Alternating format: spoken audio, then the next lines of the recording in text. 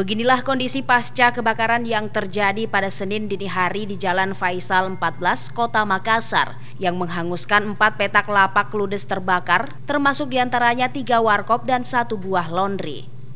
Menurut salah satu pemilik warkop yang ikut menjadi korban kebakaran, peristiwa itu terjadi pukul 2 dini hari dan dia ketahui dari karyawannya yang menelpon. Api diduga berasal dari salah satu lapak laundry yang tiba-tiba membesar dan menjalar ke lapak lainnya. Kini lokasi kebakaran sudah dipasangi polis lain. Ini ada 4 petak ini. 4 usaha di sini.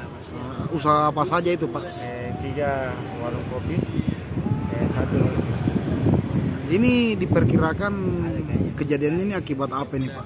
Ya, saya belum bisa pastikan penyebabnya apa. Yang jelas kan itu tadi sudah ada dari pihak kepolisian yang menyelidik ya, jadi mungkin itu yang lebih tahu. Kalau kerugiannya Bapak sendiri warkopnya yang terbakar ini taksir berapa? Saya sekitar 170 juta. 170 jutaan, Pak ya. Beruntung tidak ada korban jiwa dalam kejadian ini, namun tidak ada barang-barang berharga yang dapat diselamatkan dan kerugian ditaksir 170 juta rupiah.